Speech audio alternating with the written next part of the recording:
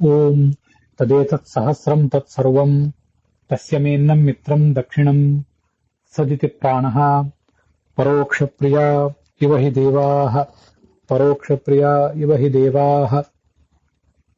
ಓಂ ಅವ್ಯಯಾಯ ನಮಃ. ಓಂ ತ್ವಂ ವಿಶ್ವಾದಧಿಷೇ ಕೇವಲಾನಿ ನದಂ ವಬೋಧತೀನಾಂ ಯಾನ್ಯಾಭಿರ್ಯಾ ಚ ಗುಹಾ ವಸೂನಿ ನದಂ ಯೋ ಯುವತೀನಾಂ.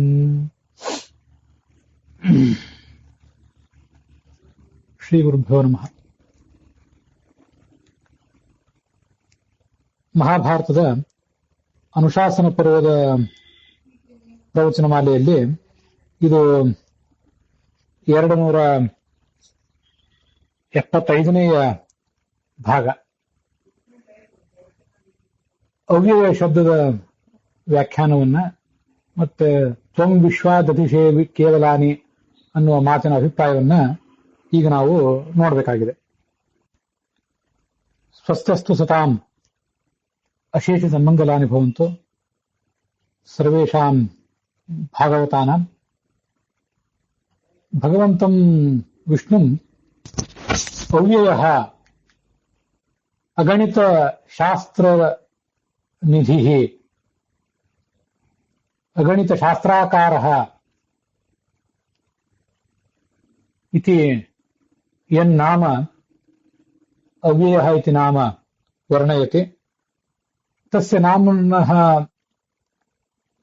ವ್ಯಾಖ್ಯಾನರೂಪೋಯಂ ಮಂತ್ರಃ ತ್ವಂ ವಿಶ್ವಾದತಿಶೇ ಕೇವಲಾನಿ ಇತ್ಯಯಂ ಮಂತ್ರಃ ಇದಾನೀಂ ವ್ಯಾಖ್ಯಾಸ್ಯತೆ.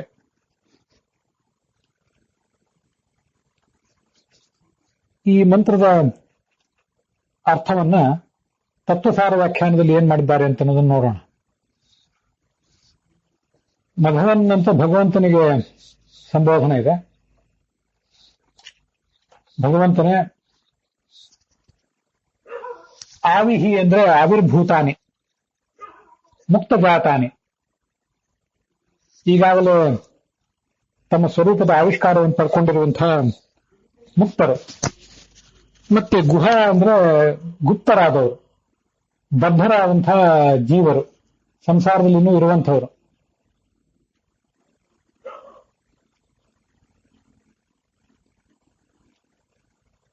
ಮತ್ತೆ ವಸು ಅಂದ್ರೆ ವಿತ್ತವತ್ ಭೋಗ್ಯಾನಿ.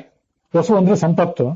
ಆ ಸಂಪತ್ತಿನಂತೆ ಈ ಎಲ್ಲಾ ಜೀವರು ಕೂಡ ಪರಮಾತ್ಮನ ಅಧೀನದಲ್ಲಿದ್ದಾರೆ. ಕೇವಲಾನಿ ವ್ಯಯಾದಿ ದೋಷರಹಿತಾನಿ, ಈ ಜೀವರಿಗೆ ವ್ಯಯ ಮೊದಲಾದ ಯಾವ ದೋಷಗಳು ಕೂಡ ಇಲ್ಲ.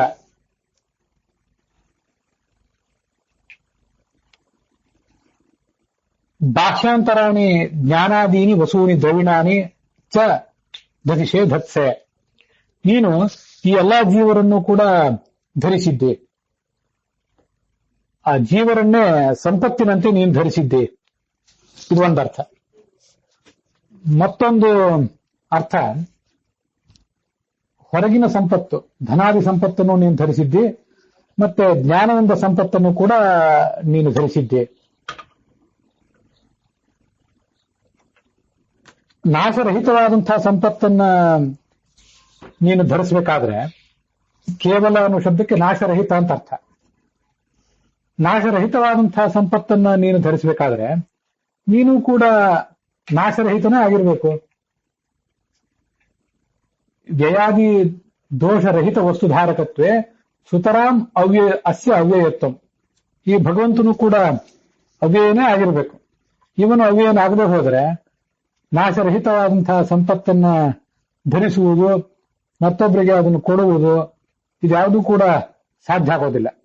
ಅದಕ್ಕಾಗಿ ಭಗವಂತ ಅವ್ಯಯನಾಗಿದ್ದಾನೆ ಅನ್ನುವ ವರ್ಣನೆಯನ್ನ ಕೇವಲಾನಿ ವಸೂನಿ ದಹಿಷೆ ಅನ್ನುವಂತಹ ಈ ಶಬ್ದಗಳು ಮಾಡ್ತಾ ಇವೆ ಅಂತ ಅವರ ತಾತ್ಪರ್ಯ ಆಗ್ತದೆ. ಅವ್ಯಯ ಅಂದ್ರೆ ನವಿದ್ಯತೆ ವ್ಯಯ ಏಷ್ಯ ಸಹ. ಯಾರಿಗೆ ವ್ಯಯ ಅನ್ನುವುದೇ ಇಲ್ಲವೋ, ಖರ್ಚಾಗುವುದು ಅನ್ನುವುದೇ ಇಲ್ಲವೋ ಅವನು ಅವ್ಯಯ. ಈ ಹಿಂದೆ ಅವ್ಯಯ ಪುರುಷ ಸಾಕ್ಷಿ ಅನ್ನುವಲ್ಲೂ ಅವ್ಯಯ ಅನ್ನೋ ಶಬ್ದ ಬಂದಿತ್ತು. ಈಗ ನಿಧಿರವ್ಯಯ ಅನ್ನುವಲ್ಲೂ ಅವ್ಯಯ ಶಬ್ದ ಕಾಣಿಸ್ತಾ ಇದೆ. ಅದಕ್ಕೂ ಇದಕ್ಕೂ ವ್ಯತ್ಯಾಸ ಏನು? ತತ್ವಸಾರ ವ್ಯಾಖ್ಯಾನದಲ್ಲಿ ಹೇಳ್ತಾರೆ, ಅಲ್ಲಿ ಭಗವಂತನ ಗುಣಗಳು ಅವ್ಯಯ, ಅವ್ಯಯತ್ವ ಗುಣ ವಿಶೇಷಣಂ ಕೃತ್ವ, ಗುಣಗಳಿಗೆ ಅವ್ಯಯ ಶಬ್ದವನ್ನು ವಿಶೇಷಣವನ್ನಾಗಿ ಮಾಡಿ, ಅವ್ಯಯಾನಿ ಗುಣಜಾತಾನಿ ಯಸ್ಯ, ಯಾವ ಭಗವಂತನ ಗುಣಗಳು ಅವ್ಯಯಗಳಾಗಿವೆಯೋ, ನಾಶರಹಿತವಾಗಿವೆಯೋ, ಆ ಭಗವಂತನು ಅವ್ಯಯ ಅಂತ ಹಿಂದೆ ಅರ್ಥ ಮಾಡಿದ್ವಿ. ಅತ್ರ ಸಾಕ್ಷಾತ್ ಭಗವದ್ ವಿಶೇಷಣಂ ಕೃತ್ವ, ಈಗ ಆ ಅವ್ಯಯ ಎಂಬ ಶಬ್ದವನ್ನ ನೇರವಾಗಿ ಭಗವಂತನಿಗೆ ವಿಶೇಷಣವನ್ನಾಗಿ ಮಾಡಿ ಆ ಭಗವಂತನೇ ಅವ್ಯಯನಾಗಿದ್ದಾನೆ ಅಂತ ಹೇಳ್ತಾ ಇದ್ದಾರೆ. ಹೀಗೆ ಆ ನಾಮದ ಅರ್ಥದ ವ್ಯತ್ಯಾಸ. ಅವ್ಯಯ ಅನ್ನೋದು ಅದೊಂದು ರೂಪ, ಇಲ್ಲಿ ಅವ್ಯಯ ಅಂತ ಅನ್ನೋದು ಮತ್ತೊಂದು ರೂಪ. ಒಂದೇ ಶಬ್ದ ಎಲ್ಲಿಯಾದ್ರೂ ಇನ್ನು ಮುಂದೆ ಕೂಡ ಬಂತು ಅಂತ ಕಂಡರೆ ಅದಕ್ಕೆ ಹೀಗೆ ಬೇರೆ ಬೇರೆ ರೀತಿಯಾಗಿ ಅರ್ಥವನ್ನು ಹೇಳುವ ಪ್ರಯತ್ನ ಮಾಡಬೇಕು. ತತ್ವಸಾರ ವ್ಯಾಖ್ಯಾನವನ್ನು ಗಮನಿಸಿದೆವು.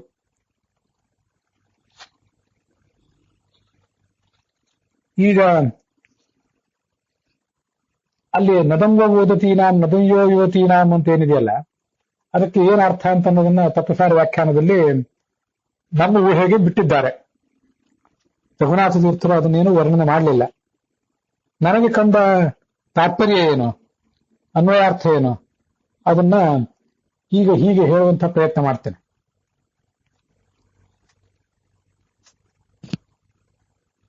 ದೇವನೇ, ನೀನು ಅನೇಕ ಶಾಸ್ತ್ರಗಳನ್ನ ಬೆಳಕಿಗೆ ತಂದಿದ್ದೀಯಲ್ಲ,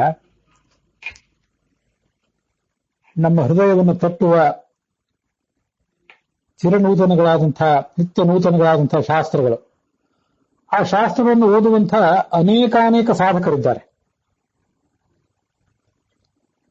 ಆ ಎಲ್ಲಾ ಸಾಧಕರಿಗಾಗಿ ನೀನು ಕಾಲ ಕಾಲಕ್ಕೆ ಅನೇಕ ಶಾಸ್ತ್ರಗಳೆಂಬ ನಿಧಿಗಳನ್ನ, ಶಾಸ್ತ್ರಗಳೆಂಬ ಧನಗಳನ್ನ, ಶಾಸ್ತ್ರಗಳೆಂಬ ಸಂಪತ್ತನ್ನ ಕೊಡ್ತಾನೆ ಇರ್ತೀಯ. ಹಿಂದೆ ಅವರಿಗೆ ಶಾಸ್ತ್ರಗಳನ್ನು ನೀನು ಕೊಟ್ಟಿದ್ದಿ, ಶಾಸ್ತ್ರವೆಂಬ ಸಂಪತ್ತನ್ನು ಅವರಿಗೆ ಕೊಟ್ಟಿದ್ದಿ, ಇಂದೂ ಕೊಡ್ತಾ ಇದ್ದೀಯ. ಮುಂದೂ ಕೂಡ ಅನೇಕ ಶಾಸ್ತ್ರಗಳನ್ನ ನಿನ್ನ ಭಕ್ತರಾದಂತಹ ಸಾಧಕರಿಗಾಗಿ ನೀನು ಕೊಡುವವನಿದ್ದಿ.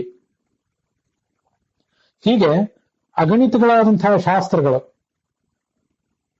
ನಿನ್ನ ಆಶ್ರಯದಲ್ಲಿವೆ. ನಸ್ತೋ ಮುಖಾದಪಿ ನಿರಂತರ ಮುದ್ಗಿರಂತಂ ಅಂತ ಹಯಗ್ರೀವ ರೂಪದ ವರ್ಣನ ಇದೆ.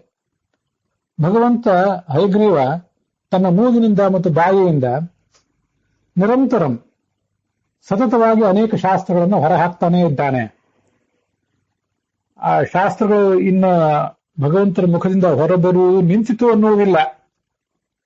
ಅನೇಕ ಶಾಸ್ತ್ರಗಳು ಬರ್ತಾನೆ ಇರ್ತವೆ. ವೇದಾದಿ ಶಾಸ್ತ್ರಗಳನ್ನು ಬೆಳಕಿಗೆ ತಂದಿದ್ದಾನೆ. ಮಹಾಭಾರತ, ಪಂಚರಾತ್ರ, ಮೂಲ ರಾಮಾಯಣ ಮೊದಲಾದ ಪೌರುಷೇಯ ಶಾಸ್ತ್ರಗಳೇನಿವೆ ಅದನ್ನ ಆಯಾ ಕಲ್ಪಕ್ಕೆ ತಕ್ಕಂತೆ ಆ ಹಿಂದಿನವೇ ಆದಂತಹ ತತ್ವಗಳನ್ನ ಮತ್ತೆ ಬೇರೆ ಬೇರೆ ರೀತಿಯಾದಂತಹ ವಾಕ್ಯಗಳ ಮೂಲಕ, ಪೌರುಷೇಯ ಶಾಸ್ತ್ರಗಳಲ್ಲಿ ತತ್ವ ಅದೇ ಇದ್ರೂ ಕೂಡ ವಾಕ್ಯಗಳ ಬದಲಾವಣೆ ಇದೆ. ಪುರಾಣಾನಿ ತದರ್ಥಾನಿ ಸರ್ಗೇ ಸರ್ಗೇ ಅನ್ಯಥೈವತು ಕ್ರಿಯಂತೆ ಅತಸ್ತು ಅನಿತ್ಯಾನಿ ಅಂತ ಪುರಾಣದ ಮಾತನ್ನ ತತ್ವನಿರ್ಣಯದಲ್ಲಿ ಉದ್ಧರಿಸ್ತಾರೆ. ಆ ಕಾರಣದಿಂದ ಆ ಎಲ್ಲ ಪೌರುಷೇಯ ಶಾಸ್ತ್ರಗಳನ್ನ ಮತ್ತೆ ಮತ್ತೆ ಅವನು ಹೊರಹಾಕ್ತಾನೆ ಇರ್ತಾನೆ. ಹಿಂದೆನೂ ಹೊರಹಾಕಿದ್ದಾನೆ, ಇಂದೂ ಹೊರಹಾಕ್ತಾ, ಈಗೂ ಹೊರಹಾಕ್ತಾ ಇದ್ದಾನೆ, ಮುಂದೂ ಹಾಕ್ತಾನೆ. ಹಾಗೆ ಅಪೌರುಷೇಯಗಳಾದಂತಹ ವೇದಗಳನ್ನು ಕೂಡ ತನ್ನ ಮುಖದಿಂದ ಆತ ಹೊರಸೂಸ್ತಾ ಇರ್ತಾನೆ. ಯಾವ್ಯಾವ ಸಾಧಕರಿಗೆ ಯಾವ್ಯಾವ ಶಾಸ್ತ್ರಗಳು ಬೇಕೋ ಅದೆಲ್ಲವನ್ನೂ ಅವರು ತಗೊಳ್ತಾರೆ. ಅಗಣಿತಗಳಾದಂಥ ಶಾಸ್ತ್ರಗಳ ಒಂದು ಆಶ್ರಯ ನೀನು, ಗಣಿ ನಿಧಿ ನೀನಾಗಿದ್ದೆ. ಆದ್ರಿಂದ ನೀನು ಅವ್ಯಯ. ಹಿಂದೆ ಅವ್ಯಯ ಪುರುಷ ಸಾಕ್ಷಿ ಅನ್ನುವಲ್ಲಿ ನಿನ್ನನ್ನು ಅವ್ಯಯ ಅಂತ ನಾವು ಸ್ತುತಿಸಿದ್ದೆವು. ಹೇಗೆಂದ್ರೆ ನಿನಗೆ ದೇಹದ ನಾಶ ಇಲ್ಲ, ಸ್ವರೂಪದ ನಾಶ ಇಲ್ಲ ಅನ್ನೋ ಕಾರಣಕ್ಕಾಗಿ. ಇಲ್ಲಿ ನಿನ್ನನ್ನು ಅವ್ಯಯ ಅಂತ ಹೇಳ್ತಾ ಇದ್ದೇವೆ. ಹೇಗೆಂದ್ರೆ ನಾಶವಿಲ್ಲದ ಶಾಸ್ತ್ರಗಳ ಅಗಣಿತಗಳಾದ ಲೆಕ್ಕವಿಲ್ಲದಷ್ಟು ಶಾಸ್ತ್ರಗಳು ನಿನ್ನಲ್ಲಿವೆ. ಎಲ್ಲ ಶಾಸ್ತ್ರಗಳನ್ನು ಭಗವಂತ ಜಗತ್ತಿಗೆ ಕೊಟ್ಟಾಯಿತು, ಇನ್ಯಾವುದೂ ಉಳಿದಿಲ್ಲ ಅವನ ಸಂಗ್ರಹದಲ್ಲಿ ಅಂತಿಲ್ಲ. ಮತ್ತೆ ಮತ್ತೆ ಶಾಸ್ತ್ರಗಳನ್ನು ಕೊಡ್ತಾನೇ ಇದ್ದಾನೆ. ಈ ಅವ್ಯಯ ಅನ್ನುವ ಈ ಭಾವ ಅಗಣಿತಗಳಾದ ಶಾಸ್ತ್ರಗಳನ್ನ ಕೊಡ್ತಾ ಇರುವುದರಿಂದ ಆತ ಅವ್ಯಯ, ವ್ಯಯ ಇಲ್ಲ ಅವನ ಜ್ಞಾನಕ್ಕೆ, ಅವನ ಶಾಸ್ತ್ರಗಳಿಗೆ ಅನ್ನುವ ಭಾವ ವಿಶ್ವಾನಿ ವಸೂನಿ ದಧಿಷೆ ಎಂಬ ವೇದದ ಶಬ್ದಗಳಲ್ಲಿದೆ ಅಂತ ನಾವು ಇದನ್ನ ಕಾಣಬೇಕು. ಆ ಭಾವವನ್ನು ನಾವೇನೀಗ ನೋಡಿದ್ದೇವೆ. ಆ ಭಾವದ ತಾತ್ಪರ್ಯ ಏನು, ಅದರ ಅನ್ವಯಾರ್ಥ ಹೇಗೆ? ಹೇ ಭಗವನ್, ಹೇ ಮಘವನ್ ಅಂತ ಸಂಬೋಧನ, ಯಜ್ಞಪತಿಯೇ ಅಂತ ಹಿಂದೆ ನೋಡಿದ್ದೇವೆ ಕಳೆದ ದಿವಸ. ವಹ ಓದತೀನಾಂ ಯೋಯುವತೀನಾಂ ಶ್ರುತೀನಾಂ, ವಹ ನೀನು ನಿನ್ನ ಅನೇಕ ಅವತಾರಗಳಲ್ಲಿ ಬಳಕೆಗೆ ತಂದಂಥ, ಓದತೀನಾಂ ನಮ್ಮ ಹೃದಯವನ್ನ ತಟ್ಟುವ, ಮನಂ ಮುಟ್ಟುವ, ಯೋಯುವತೀನಾಂ ನಿತ್ಯ ನೂತನಗಳಾದಂಥ ಶ್ರುತಿಗಳ ಮತ್ತೆ ಬೇರೆ ಎಲ್ಲ ಶಾಸ್ತ್ರಗಳ, ನದಂ ನದಂ ಅಂತ ಎರಡು ಕಡೆ ಇದೆ, ಎರಡು ಕಾರ್ಯ ಇದೆ, ವೇದದಲ್ಲೇ ಇದೆ. ಹೇಗೆಂದ್ರೆ ಪಾಠಕ, ನದತಿ ಅಂದ್ರೆ ಅದನ್ನು ಓದುವಂಥವನು, ಆ ಶಾಸ್ತ್ರಗಳನ್ನ ಅರ್ಥಪೂರ್ವಕವಾಗಿ ಅಧ್ಯಯನ ಮಾಡುವಂಥವನು, ಇನ್ನೊಬ್ಬರಿಗೆ ಪ್ರವಚನ ಮಾಡುವಂಥವನು. ಅಂತಹ ಪ್ರತಿಯೊಬ್ಬ ಸಾಧಕನನ್ನು ಕೂಡ ಉದ್ದೇಶಿಸಿಕೊಂಡು, ಉದ್ದೇಶ್ಯ ಅಂತ ಒಂದು ಪದವನ್ನ ಅಲ್ಲಿ ಅಧ್ಯಯನ ಮಾಡ್ಕೊಳ್ಬೇಕಾಗಿದೆ. ಈ ಹಿಂದೆ ಕೂಡ ಕುಟುಂಬೋ ಅಜ್ಞಾನಂ ಅಂತ ನಿನ್ನ ಶಾಸ್ತ್ರಗಳ ಪತಿಯಾದಂಥ ಪ್ರಾಣದೇವನನ್ನು ಉದ್ದೇಶಿಸಿ ಅವನಿಗಾಗಿ ನೀನು ಶತ್ರುಗಳನ್ನು ದಮನಿಸಿದಿ ಅಂತ ಎರಡನೇ ಬೃಹತಿ ಮಂತ್ರಕ್ಕೆ ರಘುನಾಥ ತೀರ್ಥರು ವ್ಯಾಖ್ಯಾನ ಮಾಡಿದ್ದು ನಮಗೊಂದು ಮಾದರಿಯಾಗಿದೆ. ಅದರಂತೆ ಅಲ್ಲಲ್ಲಿ ಆ ಎಲ್ಲ ಶಾಸ್ತ್ರದ ಸಾಧಕರಿಗೆ, ಪಾಠಕರಿಗೆ ಅನುಕೂಲ ಆಗಲಿ ಎಂಬ ದೃಷ್ಟಿಯಿಂದ ಆ ಸಾಧಕರನ್ನು ಉದ್ದೇಶಿಸಿ ನೀನು ಅನೇಕ ಶಾಸ್ತ್ರಗಳನ್ನ ಬಳಕೆಗೆ ತರ್ತೀವಿ. ಯಾನಿ ಆವಿಹಿ ಅಂತ ಮೂಲ ಶಬ್ದ ಇದೆ. ಯಾನ್ಯಾವಿಹಿ ಯಾಚ ಗುಹಾ ವಸೂನಿ ಅಂತ. ಆವಿಹಿ ಅಂತಂದ್ರೆ ಈಗಾಗಲೇ ಆವಿಷ್ಕರಿಸಲ್ಪಟ್ಟಂಥವು, ಬೆಳಕಿಗೆ ತರಲ್ಪಟ್ಟಂಥವು. ಮುಂದೆ ಯಾ ಅಂದ್ರೆ ಅದು ವೈದಿಕ ಸಂಸ್ಕೃತ, ಅದಕ್ಕೆ ಲೌಕಿಕ ಸಂಸ್ಕೃತದಲ್ಲಿ ಯಾನಿ ಅಂತ ಅರ್ಥ. ಮತ್ತೆ ಯಾವ ಗುಹಾ ಅಂದ್ರೆ ಗುಹೆ ಅಂತ ಅರ್ಥ, ಅಂದ್ರೆ ಗುಪ್ತವಾಗಿರುವಂಥವು, ಇನ್ನೂ ಹೊರಗೆ ಬಂದಿಲ್ಲ ಅವು ಶಾಸ್ತ್ರಗಳು, ನಿನ್ನಲ್ಲಿಯೇ ಇವೆ. ಗೂಹಿತಾನಿ ಅಂದ್ರೆ ಅನಾವಿಷ್ಕೃತಾನಿ, ನೀನು ಅವುಗಳನ್ನು ಇನ್ನೂ ಬೆಳಕಿಗೆ ತರಲಿಲ್ಲ. ತಾದೃಶಾನಿ ಕೇವಲಾನಿ. ಕೇವಲಾನಿ ಅಂತಂದ್ರೆ, ಕೇವಲಾನಿ ಅಂತ ಏನು ವೇದದ ಪದ ಇದೆಯಲ್ಲ, ಅದಕ್ಕೆ ಕೇವಲ ಭಗವತ್ಪರಾಣಿ. ಈ ಶಾಸ್ತ್ರಗಳು ಕೇವಲ ಅಂತ ಕರೆಸ್ಕೊತವೆ. ಯಾಕೆ ಕೇವಲ ಅಂತ ಕರೆಸ್ಕೊಂಡಿವೆ ಅಂತಂದ್ರೆ, ಭಗವಂತನನ್ನೇ ಅತ್ಯಂತ ಮುಖ್ಯವಾಗಿ ಪ್ರತಿಪಾದನೆ ಮಾಡ್ತಕ್ಕಂಥ ಶಾಸ್ತ್ರಗಳಿವು.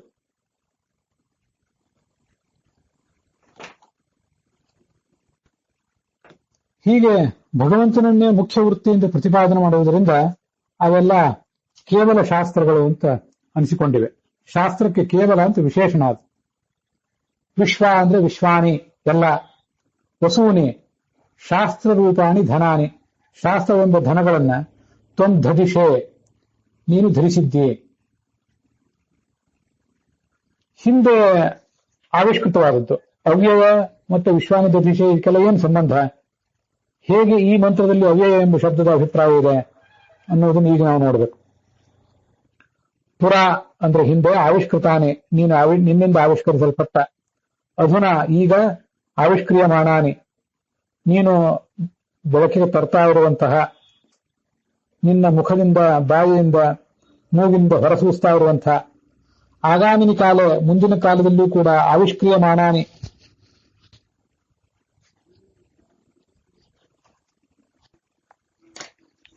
ಆಗಾಮಿನಿ ಕಾಲೇ ಆವಿಷ್ಕ್ರಿಯಮಾಣಾನಿ ಆವಿಷ್ಕರಿಷ್ಯಮಾಣಾನಿ, ನೀನು ಇನ್ನು ಮುಂದೆ ಮತ್ತೆ ಬೆಳಕಿಗೆ ತರಬೇಕಾಗಿರುವಂತಹ ಸರ್ವಾಣಿ ಶಾಸ್ತ್ರಾಣಿ, ಎಲ್ಲಾ ರೀತಿಯಾದಂತಹ ಶಾಸ್ತ್ರಗಳನ್ನು ಕೂಡ ಧರತ್ವಯಂ ಪರಮಾತ್ಮ, ಈ ಪರಮಾತ್ಮ ಧರಿಸಿದ್ದಾನೆ. ಆದ್ರಿಂದ ಈತ ಅವ್ಯಯ. ಅಗಣಿತಗಳಾದಂತಹ ಶಾಸ್ತ್ರಗಳನ್ನ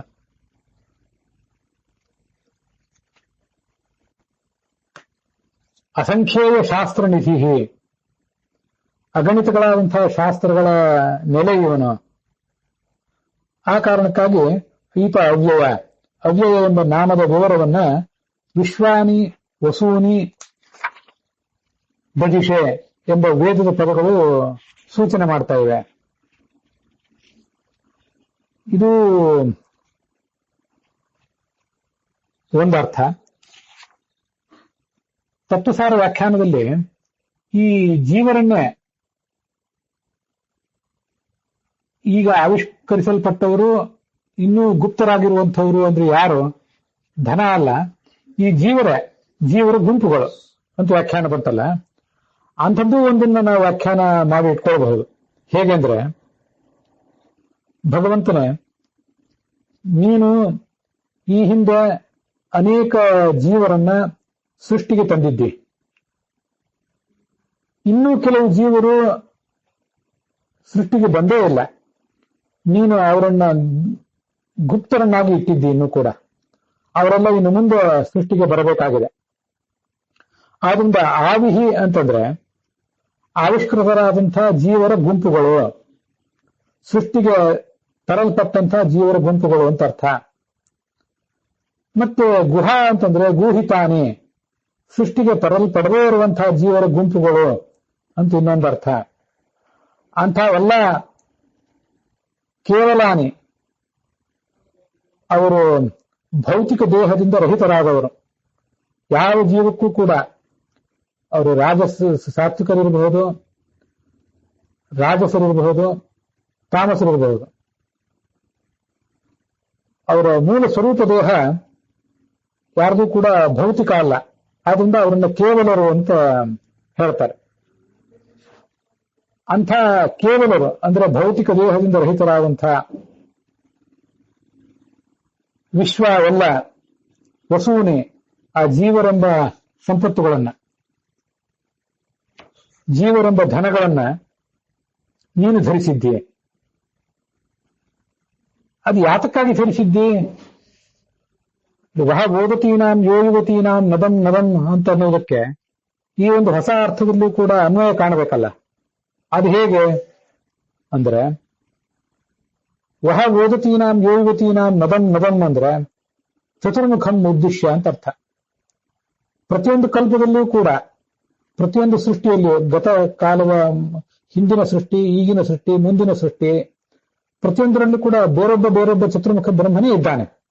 ಅವನು ನಿನ್ನ ಶಾಸ್ತ್ರಗಳ ಅಧಿಪತಿಯಾಗಿದ್ದಾನೆ. ಮೊದಲ ಮುನಿಯವನು. ಪ್ರಥಮ ಪ್ರತಿಪತ್ರತ್ವಾತ್ ಮುನಿರ್ ಬ್ರಹ್ಮ ಅಖಿಲಸ್ಯ ಚ. ಆದ್ರಿಂದ ಈ ವಹ ಓದತೀನಾಂ ಯೋಯುವತೀನಾಂ ನದಂ ಅನ್ನೋದಕ್ಕೆ ಇಲ್ಲಿ ಚತುರ್ಮುಖ ಅನ್ನುವಂಥ ಅರ್ಥ ಮಾಡೋಣ. ಅಂಥ ಚತುರ್ಮುಖನಿಗಾಗಿ ಈ ಎಲ್ಲ ಜೀವರನ್ನು ಕೂಡ ನೀನು ಹೊರಗೆ ತರ್ತಿದ್ದಿ, ಧರಿಸಿದ್ದಿ. ನೀನು ಒಳಗೆ ಇಟ್ಕೊಂಡಿದ್ದೆ. ಕಾಲ ಕಾಲಕ್ಕೆ ಕೆಲವು ಜೀವರ ಗುಂಪುಗಳನ್ನ ನೀನು ಸೃಷ್ಟಿಗೆ ಹೊರಗೆ ಬಿಡ್ತಿ. ಅವರೆಲ್ಲ ಮುಕ್ತರಾದ್ಮೇಲೆ ಕೆಲವರು ಇನ್ನೂ ಸಾಧನೆಯನ್ನು ಮುಂದುವರಿಸಿರ್ತಾರೆ, ಕೆಲವರು ಮುಕ್ತರಾಗಿರ್ತಾರೆ. ಮುಂದಿನ ಸೃಷ್ಟಿಯಲ್ಲಿ ಮತ್ತೊಂದಷ್ಟು ಜೀವರನ್ನ ಹೊರಗೆ ತರ್ತೆ.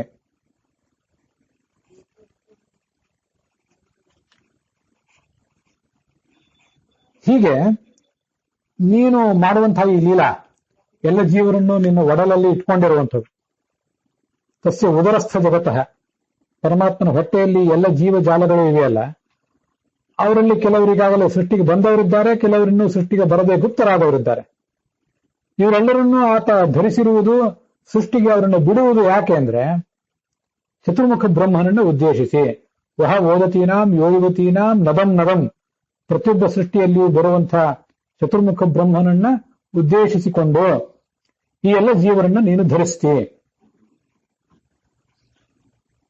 ಕೆಲವರನ್ನ ಇನ್ನೂ ಸೃಷ್ಟಿಗೆ ತಂದಿಲ್ಲ, ಹೊಟ್ಟೆಯಲ್ಲಿ ಇಟ್ಕೊಂಡಿದ್ದಿ. ಕೆಲವರನ್ನ ಸೃಷ್ಟಿಗೆ ತಂದಿದ್ದಿ, ತಂದವರನ್ನ ಪಾಲಿಸ್ತಾ ಇದ್ದಿ, ಅವರನ್ನ ನಾಶಪಡಿಸಿ ಅವರನ್ನ ಮುಕ್ತಿಗೆ ಕರ್ಕೊಂಡು ಹೋಗ್ತಿ.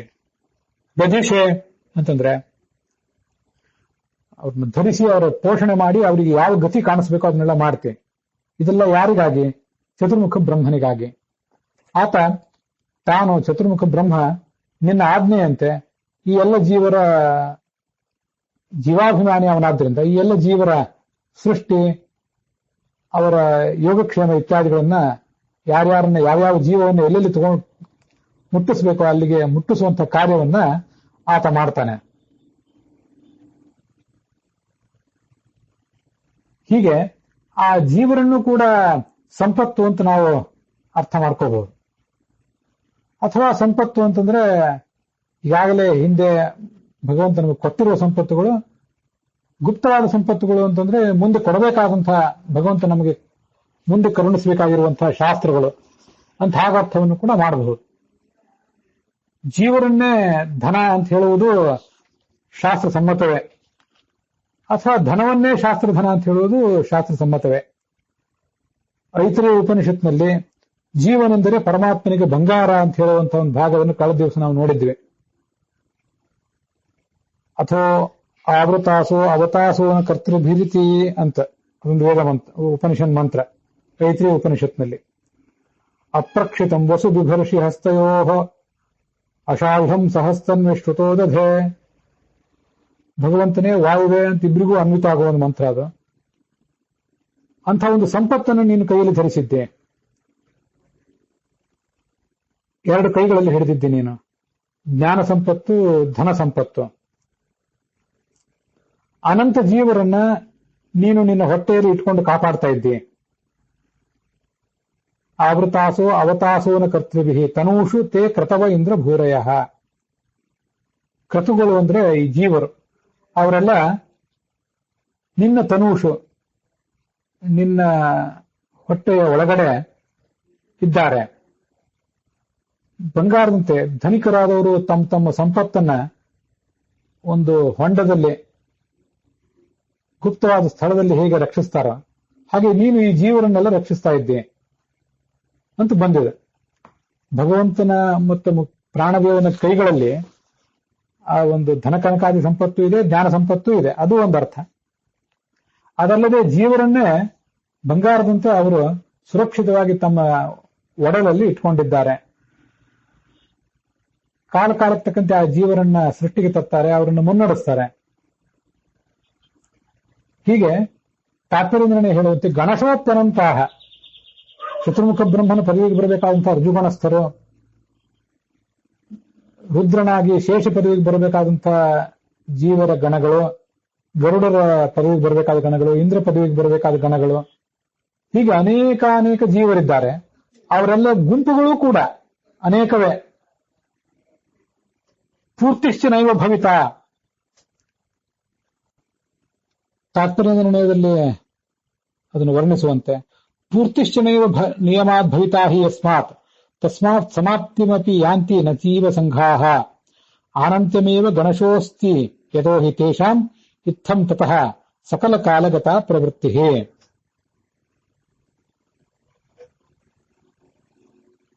ಎಲ್ಲ ಜೀವರ ಸಾಧನ ಏಕಕಾಲದಲ್ಲಿ ಯಾವತ್ತೂ ಮುಗಿಯೋದೇ ಇಲ್ಲ. ಆಯಾ ಕಾಲದಲ್ಲಿ ಆಯಾ ಜೀವರನ್ನ ಸಂಸಾರದಿಂದ ಬಿಡುಗಡೆ ಮಾಡಬೇಕು ಅಂತ ಭಗವಂತನ ಸಂಕಲ್ಪ ಇದೆ. ಯಾರ್ಯಾರನ್ನ ಯಾವಾಗ ಮುಕ್ತರನ್ನಾಗಿ ಮಾಡಬೇಕೋ ಅದೆಲ್ಲವೂ ಆತನ ಸಂಕಲ್ಪಕ್ಕೆ ಬಿಟ್ಟದ್ದು.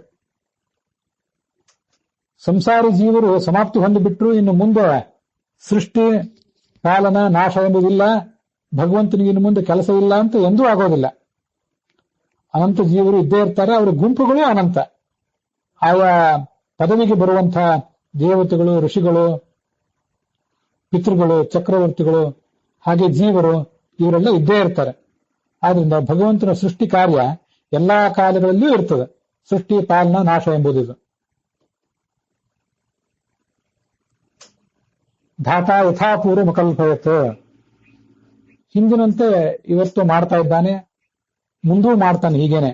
ಆದ್ರಿಂದ ಆತ ಅವ್ಯಯ. ಆತನ ದೇಹಕ್ಕೆ ನಾಶ ಇಲ್ಲ, ಆತನ ಸ್ವರೂಪಕ್ಕೆ ನಾಶ ಇಲ್ಲ, ಆತನ ಸೃಷ್ಟಿ ಪ್ರಕ್ರಿಯೆಗೂ ನಾಶ ಇಲ್ಲ. ಇದು ಅವ್ಯಯ ಅನ್ನೋದ್ರಿಂದ ನಾವೀಗ ಕಾಣಬೇಕಾದಂತಹ ಅರ್ಥ.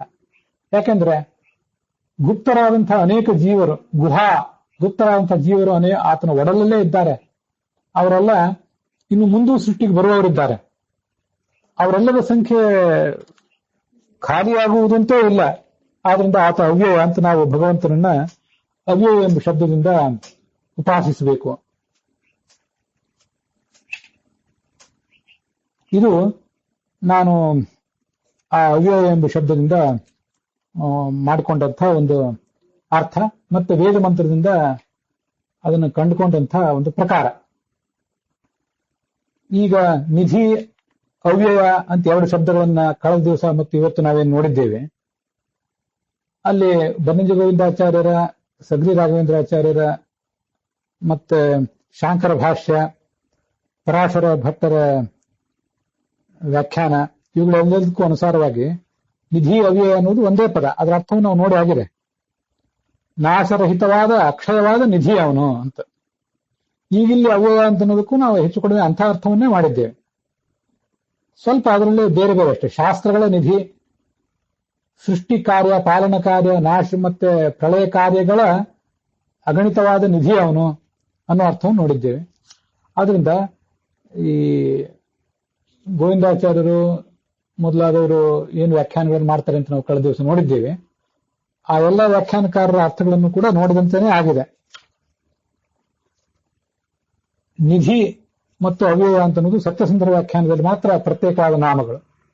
ಈಗ ನಾನು ನೋಡ್ತಾ ಇರುವ ಬೃಹತಿ ಸಹಸ್ರ ಮಂತ್ರದಲ್ಲಿ, ಈ ಪುಸ್ತಕದಲ್ಲಿ ಅವ್ಯಯಾಯ ನಮಃ ಅನ್ನುವುದರ ವಿವರಣ ತ್ವಂ ವಿಶ್ವಾದಧಿಷೆ ಅಂತ, ನಿಧಯೇ ಅನ್ನುವುದರ ವಿವರಣ ತ್ವಮಂಗ ತಾನಿ ವಿಶ್ವಾನಿ ವಿತ್ಸೆ ಅಂತ ಕಳೆದ ದಿವಸ ನೋಡಿದ್ದೇವೆ.